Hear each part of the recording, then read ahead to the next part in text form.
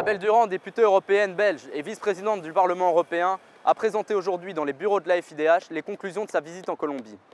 Madame Durand s'était rendue dans le pays à l'invitation de la FIDH afin de rencontrer les différents interlocuteurs concernés par les agissements du département administratif de sécurité, le DAS, qui constitue les services secrets de renseignement sous l'égide directe du président de la République colombienne. Dans l'un des comptes rendus de sa visite, on peut lire ceci. La collecte des informations organisée par ces services de renseignement avait pour but non l'alerte, la prévention du risque ou de la menace, mais l'organisation de la déstabilisation de tout ce qui se mettait en travers du président. Les agissements et stratégies de l'organisation sont pernicieux.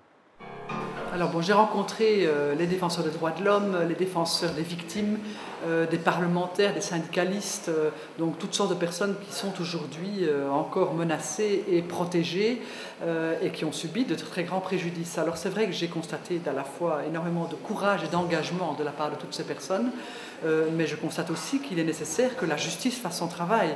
Il y a des procédures en cours, des procédures administratives, des procédures pénales. Ce qu'il faut, c'est que la justice puisse travailler vite et bien, qu'elle puisse condamner, qu'elle puisse faire la lumière. Et ce n'est pas à moi de le faire, mais c'est à la justice de le faire en toute indépendance. Si un jour la DAS disparaît, si on a un nouveau service de renseignement qui sera mieux contrôlé, on ne peut pas faire l'impasse sur le passé. Et il faut que le plus loin possible, la justice puisse faire son travail à tous les étages.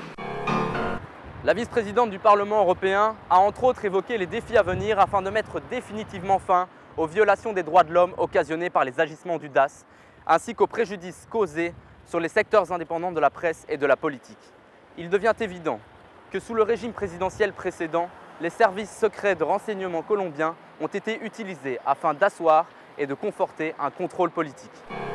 Idem sur le président Uribe, j'ai été prudente, je ne sais pas pénalement ni administrativement je ne suis pas un juge. Par contre, ce que je sais, c'est qu'un service qui dépend de votre présidence, si il y a un scandale pareil, il est normal qu'on ait une certaine responsabilité politique. Plusieurs observateurs et médias en Colombie ont évoqué une sorte d'ingérence politique au sein même de leurs pratiques et ont rappelé le scandale des écoutes illégales au Royaume-Uni. Madame Durand a ajouté que l'opération Europe du DAS avait été montée pour jeter le discrédit sur certains citoyens européens et pour ternir l'image de la sous-commission des droits humains du Parlement européen. Ces deux faits semblent suffisants pour justifier la présence de la députée européenne en Colombie et pour demander une résolution claire et rapide de l'enquête sur les agissements du DAS et sur l'implication de l'ex-président de la Colombie, Álvaro Uribe.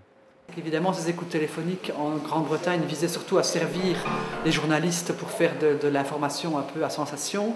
Elles n'avaient pas pour but au départ d'organiser le discrédit sur tous les défenseurs des droits de l'homme, sur l'opposition et sur tous ceux qui, dans une démocratie, doivent pouvoir normalement s'exprimer librement. L'autre grande différence, c'est qu'en Grande-Bretagne, voilà, après 10 jours, la direction de Scotland Yard a démissionné. C'est un énorme débat politique et en une semaine ou en 10 jours, les démissions sont en train de tomber les unes après les autres. Donc je pense que ça montre que nous n'avons pas de leçons à donner, mais en même temps, quand nous avons les écoutes téléphoniques dans nos propres pays, immédiatement, il y a une réaction extrêmement forte. Mais la réaction de l'ancien président ne s'est pas fait attendre.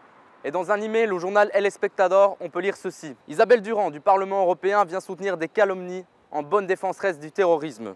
En outre, elle est lâche, elle n'a pas débattu de front avec moi. Sur son compte Twitter, on peut également lire ceci. Isabelle Durand profite de son amitié avec les FARC. C'est infâme. Écoutez, je pense que tout ce qui est excessif est insignifiant.